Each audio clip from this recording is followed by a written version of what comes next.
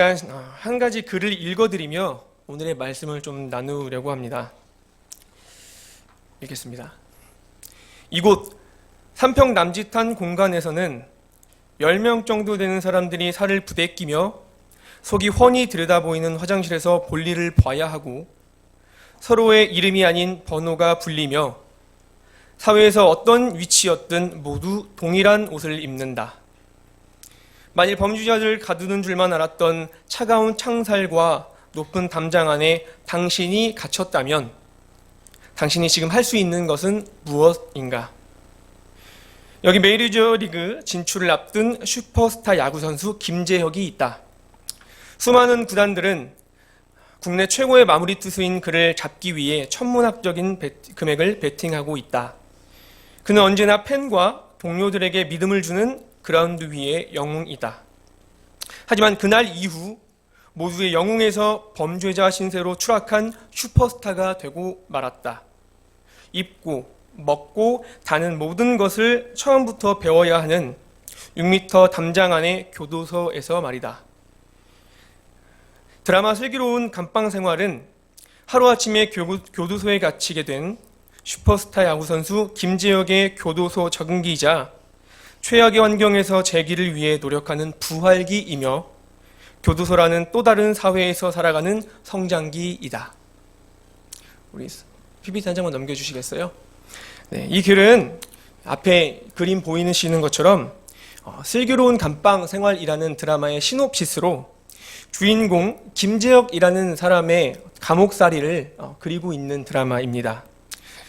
나름의 사연을 가지고 감옥에 간 이 선수는 충분히 현실을 부정하거나 도피할 수 있는 환경임에도 불구하고 어차피 맞닥뜨려야 하는 현실이라면 그러자라는 결심과 함께 그 안에서 지혜롭게, 그러니까 드라마의 제목으로 보면 슬기롭게 살아가려는 모습을 그려내고 있습니다. 사실 제가 이 드라마를 직접 본 건 아닌데요. 저와 함께 동역하는 또 전도사님과 이것저것 대화를 나누다가 이 드라마 이야기를 듣다 보니 정말 이 땅에 살아가는 그리스도인들의 삶과 너무나도 흡사해서 여러분들과 함께 나누고 싶었습니다. 비록 그리스도인들은 저 하늘의 시민권을 두고 있지만 여기 있는 이 주인공의 사람처럼 자신이 속한 그곳에, 그러니까 세상이라는 곳을 우리가 저버리지 않고 무시하지 않고 그 안에서 어떻게든 하나님의 말씀으로 살아가려고 아둥바둥하기 때문입니다. 우리가 함께 읽은 예레미야의 말씀에도 이와 비슷한 모습들을 그리고 있는 것을 우리가 볼 수 있습니다. 예레미야서의 본문의 배경은 대략 이렇습니다. 지금 바벨론의 느부갓네살 왕의 군대가 주전 597년에 이 예루살렘 성전을 포위하고 쳐들어와서 이제 막 유다 왕이 된 지 3개월밖에 되지 않은 여호야긴 왕을 폐위하고 이 왕과 왕족들 그리고 고관들과 어떤 이 나라의 기술자들 그리고 많은 시민들을 바벨론으로 포로로 끌고 갑니다. 또한 예루살렘의 성전은 완전히 무너지게 되고 그 안에 있는 많은 기물들과 귀한 것들을, 하나님의 물품들을 싹 털어가고 있습니다. 사실 이 유다는 11년 전부터 바벨론 군대의 포위가 되고 많은 어려움을 겪었는데요. 이 역사적인 기록을 볼 때 사실 이 멸망은 정해진 수순이었다, 이렇게 이야기할 수 있습니다. 본문을 기준으로 유다 사람들은 이제 포로가 되어 붙잡혀 간 지 약 2년이 흘렀습니다. 당시 유다 백성들의 마음이 어떠했을까요? 가지각색이었겠죠. 어떤 사람은 이거 언제 돌아가냐, 답이 있을까? 라고 생각하는 사람도 있었을 것이고, 이거 하나님께서 우리를 버리신 게 분명해 라고 하나님을 원망했던 사람도 있었을 것이고, 또 어떤 사람은 어차피 여기서 사나 거기서 사나 똑같아 라는 마음으로 그냥 삶을 포기하고 그곳에 안주하려는 사람들이 분명히 있었을 것입니다. 그런 어느 날 이 유다 왕 시드기야 제4년에 하나냐라는 선지자가 하나님의 이름으로 예언을 합니다. 그 예언의 말씀 우리가 함께 읽어볼까요? 예레미야 28장 3절과 4절 말씀. 내가 바벨론의 왕 느부갓네살이 이곳에서 빼앗아 바벨론으로 옮겨간 여호와의 성전 모든 기구를 2년 안에 다시 이곳으로 되돌려 오리라. 내가 또 유다의 왕 여호야김의 아들 여고니아와 바벨론으로 간 유다 모든 포로를 다시 이곳으로 돌아오게 하리니 이는 바벨론의 왕의 멍에를 꺾을 것임이나 여호와의 말씀이니라 하니라. 아멘. 내용인즉 2년 후에 이 바벨론은 멸망을 당하고 너희 유다 포로로 잡혀간 너희 유다 백성들은 다시금 고향으로 돌아올 수 있다라고 이야기하고 있는 겁니다. 이렇게 하나님의 이름으로 예언했던 이 하냐나는 2달 후에 죽음을 맞이합니다. 왜 그럴까요? 그는 거짓 선지자였기 때문입니다. 그런데 문제는 그가 거짓 선지자였다는 이 사실이 아니라 그의 이 거짓 메시지가 바로 유다 사람들의 많은 마음을 움직였다는 겁니다. 동요시켰다는 말입니다. 이미 바벨론으로 붙잡혀간 이 유다 사람들은 이 하나님의 메시지가 너무 달콤했을 겁니다. 왜냐하면 한번 생각해 보세요. 2년 동안 답이 없이 언제 끝날지 모르는 이 포로 생활을 마치고 이제 2년만 있으면 돌아갈 수 있겠다라는 헛된 희망을 그들 심령 가운데 심겨졌기 때문입니다. 그렇기 때문에 이 헛된 호망을 품고 있는 이 유다 사람들을 향해서 오늘 본문 말씀은 이 예레미야가 그들에게 아니라는 것을 올바로 살아가야 하는 방법에 대해서 기록하고 있습니다. 오늘 본문에서 예레미야는 크게 3가지를 이야기하고 있습니다. 그 첫 번째 말씀이 내용이 바로 8절에서 10절까지의 말씀인데요. 우리가 함께 성경책을 보면서 찾아보도록 하겠습니다. 29장 8절에서 10절 말씀. 만군의 여호와 이스라엘의 하나님께서 이와 같이 말하노라. 너희 중에 있는 선지자들에게와 점쟁이에게 미혹되지 말며 너희가 꾼 꿈도 고지 듣고 있지 말라. 내가 그들을 보내지 아니하였어도 그들이 내 이름으로 거짓을 예언함이라. 여호와의 말씀이니라. 여호와께서 이와 같이 말씀하시니라. 바벨론에서 70년이 차면 내가 너희를 돌보고 나의 선한 말을 너희에게 성취하여 너희를 이곳으로 돌아오게 하리라. 아멘. 우리가 이미 읽었듯이 분명히 하나냐의 예언과 예레미야의 예언은 분명히 차이가 있습니다. 하냐나는 너희 유다 백성들이 2년 후에 바벨론이 망하고 돌아가게 될 것이야 라고 이야기를 했고요. 이 예레미야는 70년이 차야 한다. 즉 앞으로 68년이나 되는 긴 시간이 남아있다고 이야기하고 있습니다. 그래서 이렇게 말하는 거죠. 너희 잘못 생각하면 안 돼. 하나냐는 거짓 선지자야. 앞으로 68년, 좀 길지만 하나님의 말씀에 따른 그 기간이 더 남았어 라고 분명하게 이야기를 하고 있습니다. 사실 이 말씀은 이 한참 앞장에 예레미야가 이미 유다 백성들에게 선포했던 메시지인데도 불구하고 유다 사람들이 쉽게 말해서 말귀를 못 알아듣자 다시 한번 이야기를 하고 있는 장면입니다. 자, 여러분 한번 바벨론에서 포로 생활을 하고 있는 여러분이었다면 이 말씀을 들었을 때 어떤 마음이 들까요? 우와! 하나님 우리에게 이렇게 구원해 주시겠다고 말씀하셨어요? 알겠습니다. 감사합니다. 그 시간 우리가 길지만 기다리겠습니다. 어떻게 보면 이런 반응이 합당한 반응일 거라고 많이 동의하실 겁니다. 분명히 그렇게 하나님의 은혜로 받아들일 줄 아는 그 마음을 품어야 하는 것이 그들이었는데 아마 현실은 달랐던 것 같습니다. 예레미야의 말 듣고 2년만 버티면 된다는 기존의 생각들이 오히려 68년으로 늘어나자 그들은 하나님의 말씀으로 받지 못한 채 오히려 불평, 불만과 한없는 인내의 시간으로 빠지게 될 것을 두려워했을 겁니다. 한마디로 원래 옳은 하나님의 이 말씀이 그들에게는 청천벽력과도 같은 말씀으로 다가왔을 거라는 말입니다. 네, 상당히 안타깝습니다. 그런데 이게 바로 유다의 현실이었습니다. 거짓 선지자의 메시지를 하나님의 말씀으로 받아들임으로 인해서 하나님의 은혜로 받지 못한 채 하나님의 말씀에 귀를 기울이기는커녕 자신이 듣고 싶은 것만 듣는 유다 사람들. 근데 더 안타까운 것은 이런 유다 사람들의 모습이 마치 비단 이 땅을 살아가는 우리들의 모습과 별반 다르지 않다는 말입니다. 사실 예수님을 믿는 사람으로서 우리가 하나님께 가장 먼저 품어야 할 첫 번째 마음은 무엇일까요? 당연히 감사일 것입니다.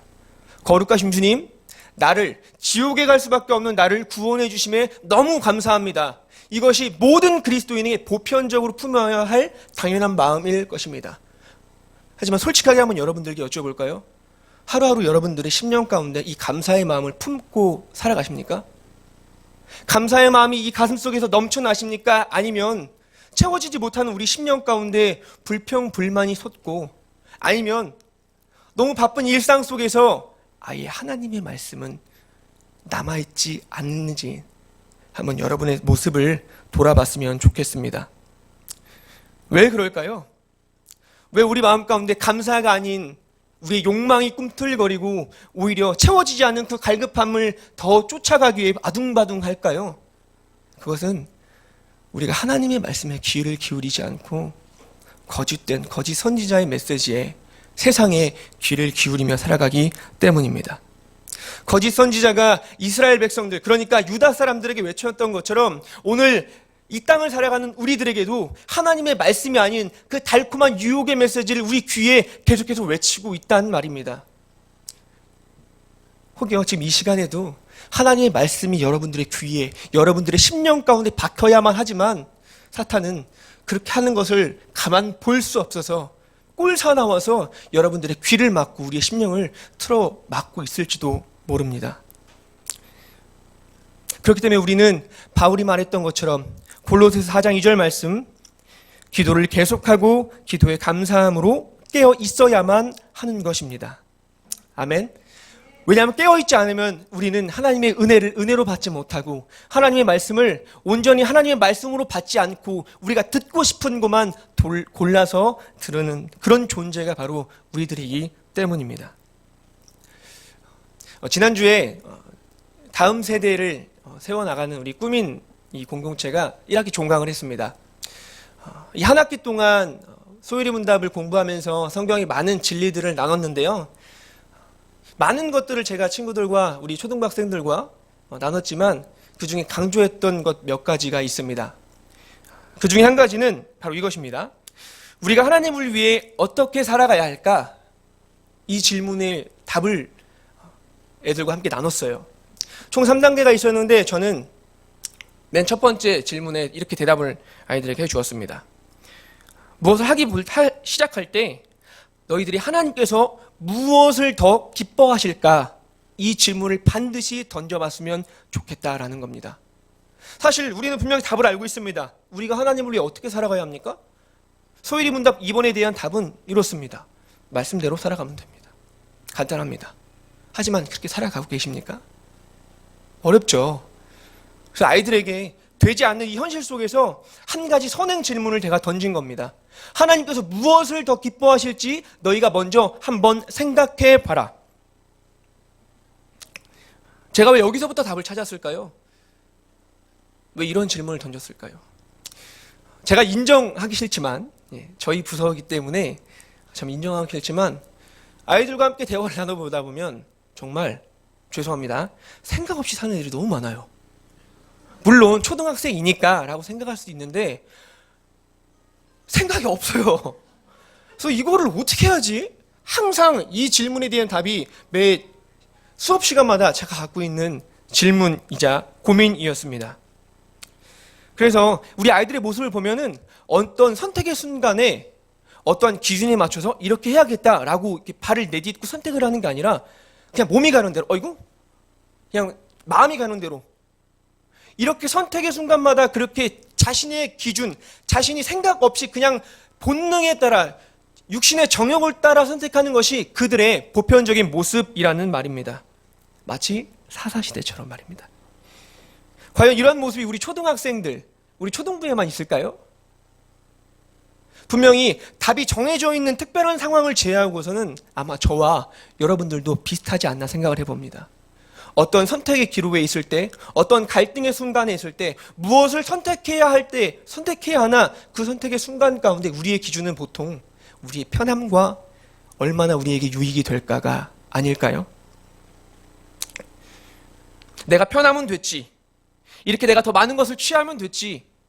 이런 대답을, 이런 마음을 품는 게 아마 우리의 보편적인 생각일 겁니다. 마치 하나님의 말씀을 듣고도 거짓 선지자의 말에 귀를 기울이고 그것을 선택하며 따라가는 유다 사람들처럼 말입니다. 왜? 편하니까.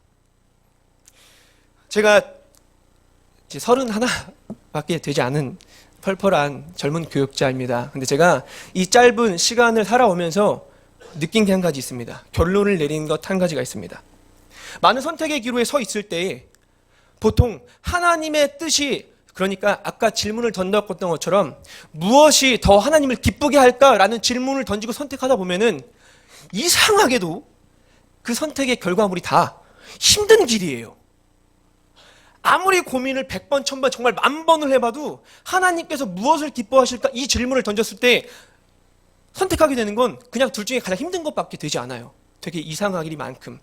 근데 저는 그냥 생각 없이 본능적으로 힘든 걸 고르는 게 아니라 이런 질문, 무엇을 더 하나님께서 기뻐하실까? 이 질문을 던졌을 때 취하게 되는 그 선택이란 바로 좁은 길이라고 생각을 합니다. 비록 나는 손해보겠지만, 비록 나는 힘들겠지만, 비록 나는 이걸 선택함으로 많은 고생을 하겠지만, 이것이 하나님께서 말씀하신 길이라면, 이것이 더 성경적이라면, 이것이 우리가 선택해야 할 옳은 길이라면 선택해야 되는 게 우리의 목 아니겠습니까? 함께 마태복음 17장 말씀을 좀 함께 읽어봤으면 좋겠습니다. 시작. 좁은 문으로 들어가라. 멸망으로 인도하는 문은 크고 그 길이 넓어 그리로 들어가는 자가 많고 생명으로 인도하는 문은 협착하여 찾는 자가 적음. 아멘. 찾는 자가 적은 길을 선택하시는 여러분 되시기를 바랍니다. 나의 자아의 본능과 어떤 정욕에 따라서 선택하고 쉬운 걸 선택하고 편한 것을 선택하는 것이 아니라 비록 어떡하지? 라는 갈등이 이 10년 가운데 올라올지라도 그것이 좁은 문이라면 과감하게 선택함으로 하나님께 미소 짓게 하는 여러분 되시기를 간절히 소망합니다. 아마 지난 2년간 바벨론에서 포로로 살아왔던 이 유다 사람들의 삶은 쉽지 않았을 겁니다. 그동안 그들이 살아왔던 예루살렘에서의 삶은 하나님께 선택받은 유일한 민족인 이스라엘로서 하나님을 찬양하고 예배하는 것이 당연했던 삶을 살아왔었습니다. 그들은 하나님의 민족이라는 그 자부심을 가지고 살아왔을 것입니다. 하지만 이들이 지금 서 있고 살아가고 있는 이 바벨론 땅은 하나님이 아닌 이방신을 섬기는 땅입니다. 심지어 이 당시 바벨론의 정책은 강압 정책으로 하나님을 함부로 섬길 수조차도, 하나님께 함부로 예배할 수조차 없는 현실이었습니다. 종종 죄를 짓고 하나님을 멀리 떠나왔던 유다 사람들이었지만 그때라도 다시금 하나님께 나아가 하나님 나 좀 살려주세요라고 고백했던 이스라엘이었는데, 이제는 힘들고 어렵고 답이 없는 이 현실 속에서조차 하나님께 나아갈 수 없는 그런 지경에 이르는 것이 바로 이들의 현실이었습니다. 만약 하나냐의 말처럼, 그들이 듣고 싶었던 거짓 선지자의 말처럼 딱 2년만 더 버틸 수 있었다면, 2년 후에 돌아갈 수 있었다면, 이게 진실이라면 어떻게든 그들은 이를 악물고 버텼을 겁니다. 그런데 이들이 버텨야 할 시간은 무려 68년이나 남아있습니다. 즉 현재 살아있는 사람들의 기준으로는 그들의 평생의 시간 동안 바벨론에서 살아갈 수밖에 없는 실정이라는 겁니다. 이런 현실을 직관했을 때 그들에 있어서 답은 우리가 고향으로 돌아갈 수 있을까 없을까의 문제가 아니라, 그렇다면 우리가 평생 이곳에서, 이 바벨론의 땅에서 어떻게 살아가야 할까, 이 질문에 대한 대답이 그들에게 현실적인 답이 될 수 있을 것입니다. 하나님께서는 그들의 마음을 누구보다 잘 아셨을 터라 예레미야를 통해서 두 가지 답을 말씀하고 계십니다. 우리 함께 본문 5절에서 7절까지의 말씀 한번 읽어볼까요? 나와 있지 않습니다. 너희는 집을 짓고 거기에 살며 텃밭을 만들고 그 열매를 먹으라. 아내를 맞이하여 자녀를 낳으며 너희 아들이 아내를 맞이하며 너희 딸이 남편을 맞아 그들로 자녀를 낳게 하여 너희가 거기에서 번성하고 줄어들지 아니하게 하라. 너희는 내가 사로잡혀가게 한 그 성읍의 평안을 구하고 그를 위하여 여호와께, 여기까지 하겠습니다. 아멘. 예레미야가 말했던 이 두 가지 중에 첫 번째는 우리가 함께 읽었듯이 무슨 특별한 삶을 살아가라고 했던 것이 아닙니다. 단지 평상시대로 살아가라는 말입니다. 모세처럼 홍해를 가서 가르고 바로 앞에서 지팡이를 던짐으로써 각종 기적을 일으키라는 것이 아니라 여호수아처럼 가나안 땅에 들어가 전쟁을 통해서 그 땅을 점령하고 섭렵하라는 것이 아니라 그냥 평상시처럼 살아가였습니다. 바벨론이라는 특수한 땅이 왔기 때문에 그곳에 맞게끔 이렇게 살아가라는 특별한 삶의 방식을 주신 게 아니라 그냥 있는 그대로 예루살렘에 살았던 그 방식 그대로 바벨론에서 살아가라고 말씀하시는 겁니까? 우리가 충분히 예측할 수 있듯이 이들이 그곳에서 그렇게 동일하게 살아갈 수 있을까요? 살아갔다면 분명히 바벨론 사람들에 의해서 쟤네들은 감히 하나님이라는 신을 섬기는 사람들밖에 되지 않아 손가락질 받았을 것입니다. 온갖 조롱과 핍박을 당했을지도 모릅니다. 심지어 그들의 자손은 이유 없이 몰매를 맞았을지도 모릅니다.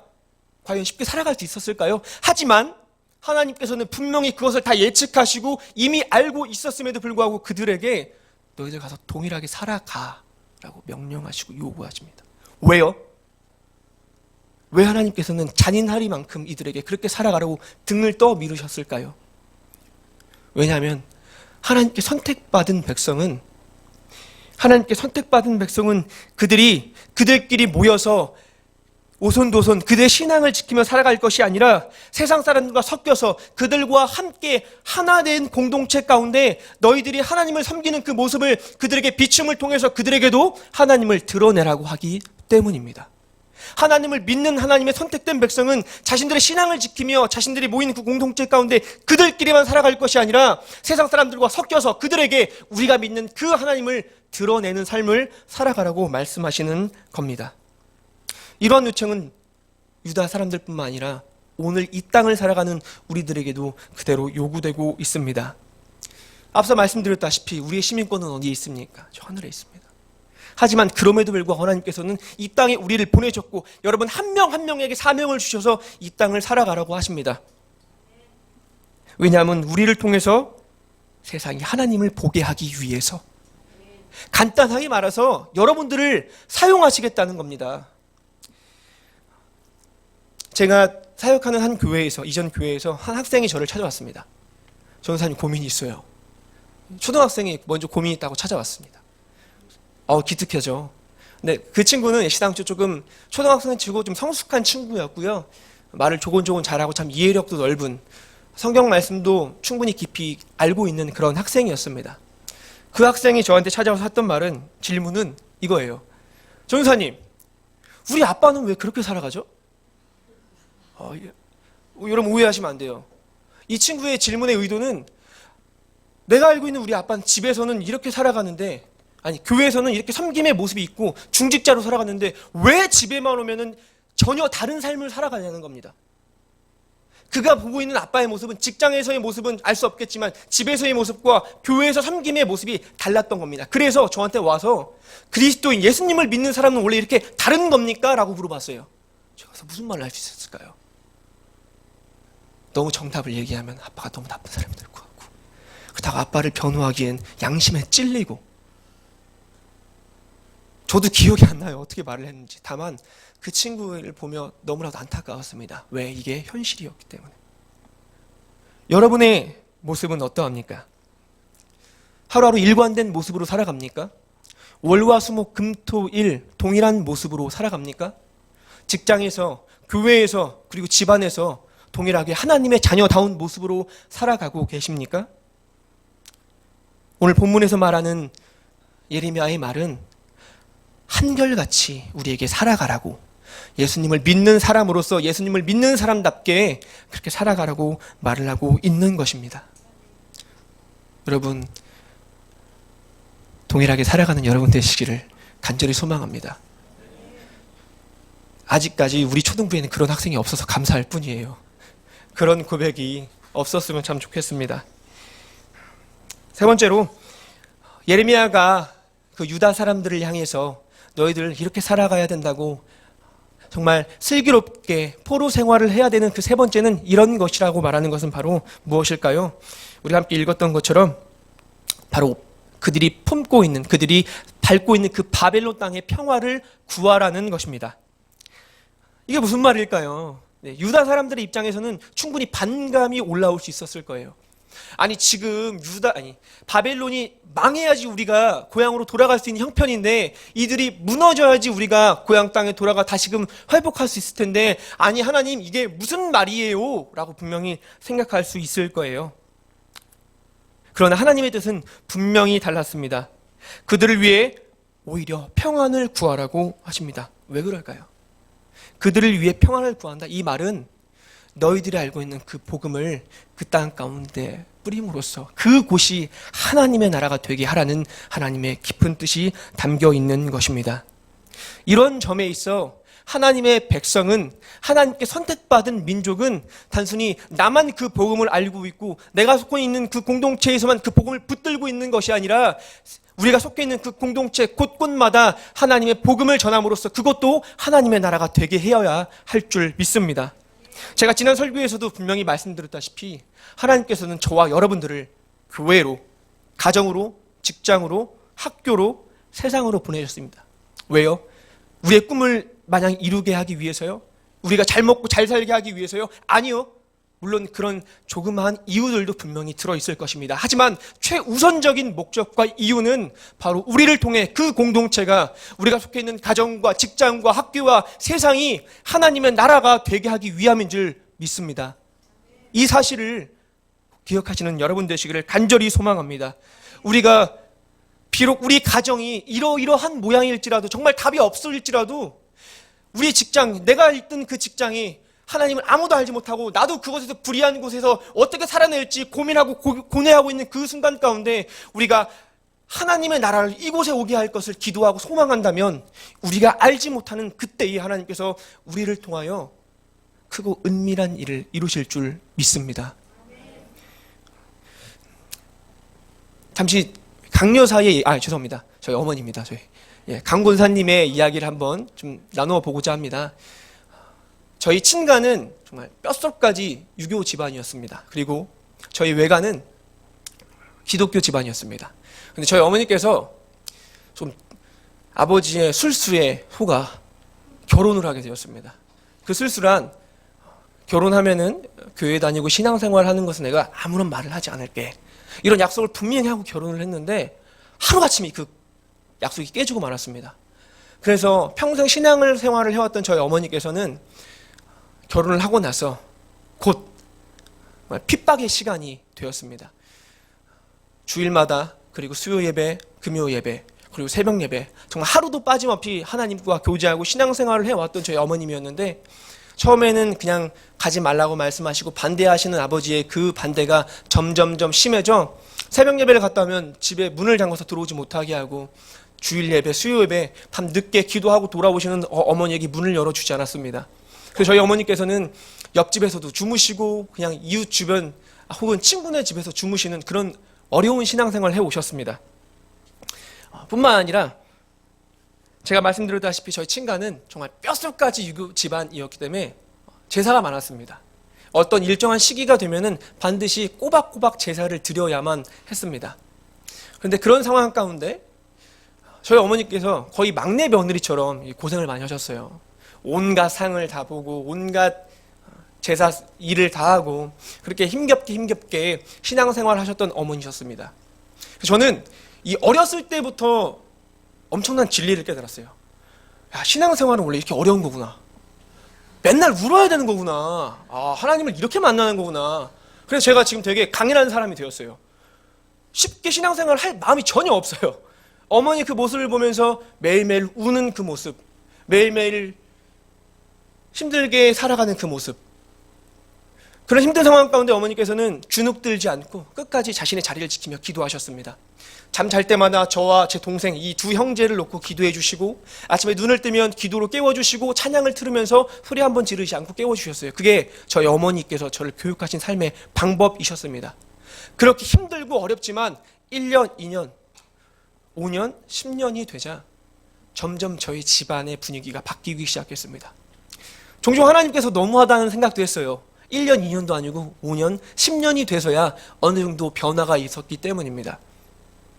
저희 아버지께서도 점점 어머니를 향한 그 반대가 줄어들기 시작했고, 결국은 지금 결과적으로 봤을 때 지금 오늘날 저희 아버지께서는 집사님이 되셨고, 저희 할아버지께서는 돌아가시기 직전에 주님을 영접함으로 천국에 가셨으며, 할머니도 비록 지금 치매 상태에서 신앙생활을 하지 못하고 있지만 열심히 하나님을 믿는 집사님이셨습니다.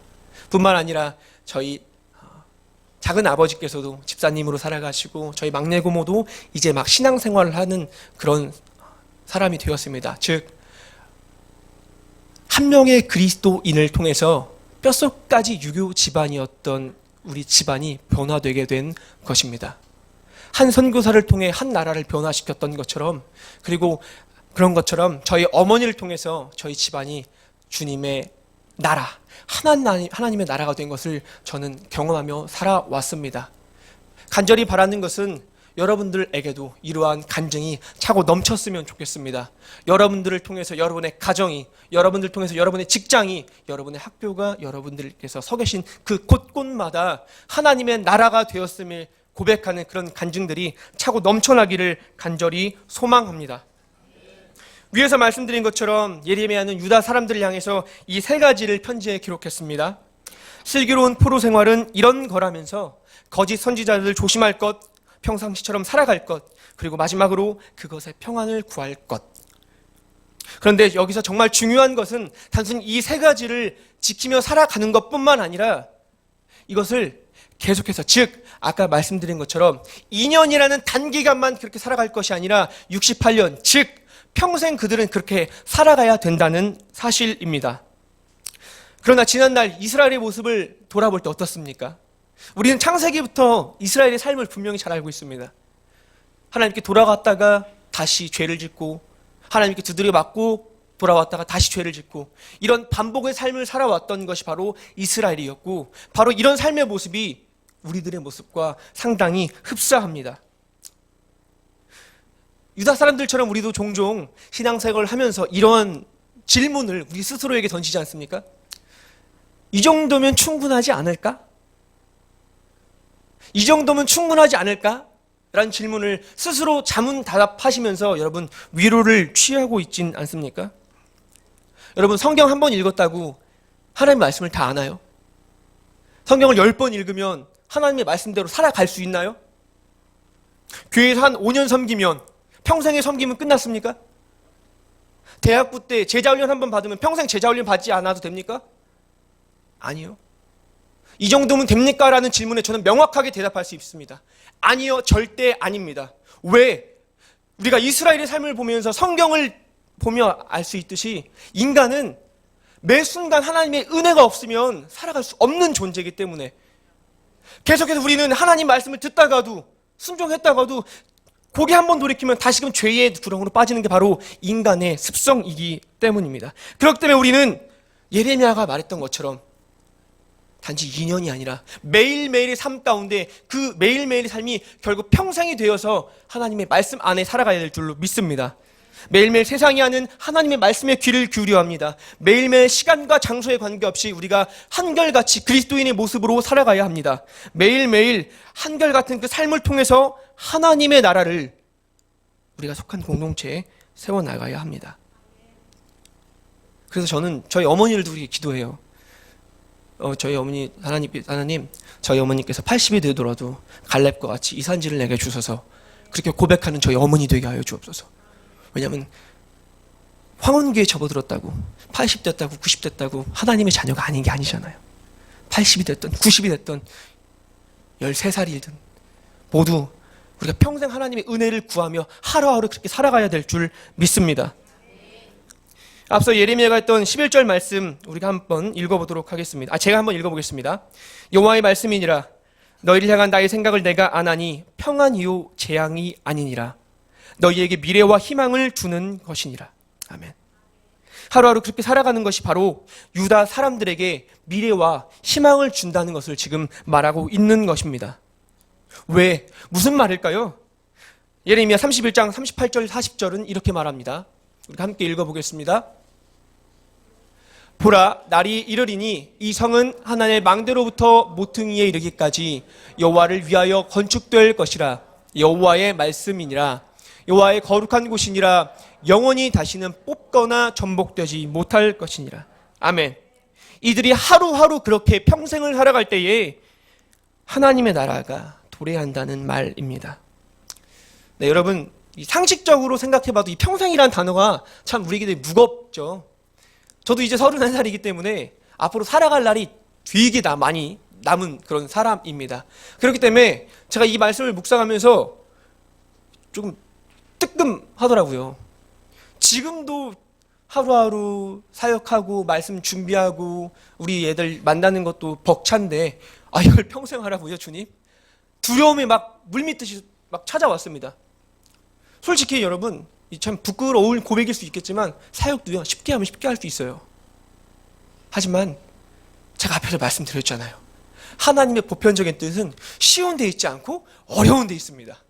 쉬운 길이 아니라 고생을 하고 힘들어도 그 길이 보통 하나님께서 말씀하신 좁은 길이기 때문입니다. 그래서 힘들어도 제가 두렵더라도 걱정은 많이 되지만 다시금 일어납니다. 왜요? 그 가운데 기대가 있기 때문입니다. 이 기대가 어떤 기대냐면 제가 어머니를 통해서 맛본 그 하나님 나라의 기대, 이미 이루어진 하나님의 그 나라, 그리고 앞으로 우리가 맛보게 될 영원한 그 하나님의 나라, 그 하나님의 나라라는 그 기대 때문에 비록 힘들고 지쳐더라도 다시금 일어나서 오늘도 이 자리에서 여러분들에게 주의 말씀을 선포하고 있는 줄 믿습니다. 여러분들도 동일하지 않습니까? 이 시간 남들은 놀러 갈 수 있고요, 그냥 잘 수도 있고요, 본인만의 시간을 분명히 보낼 수 있을 거예요. 하지만 그럼에도 불구하고 여러분들께서 이 자리에 나온 이유는 무엇입니까? 하나님의 나라를 맛보기 위함 아닙니까? 저는 이곳이 하나님의 나라인 줄 믿습니다. 그리고 여러분이 속한 그곳이 앞으로 하나님의 나라가 될 줄 믿습니다. 요한계시록 21장 3절에서 5절 말씀 함께 읽어보겠습니다. 다시 저주가 없으며 하나님과 그 어린 양의 보좌가 그 가운데에 있으리니 그의 종들이 그를 섬기며 그의 얼굴을 볼 터이요 그의 이름도 그들의 이마에 있으리라. 다시 밤이 없고 등불과 햇빛이 쓸데없으니 이는 주 하나님이 그들에게 빛이심이라. 그들이 세세토록 왕노릇 하니로다. 아멘. 기대되지 않으십니까?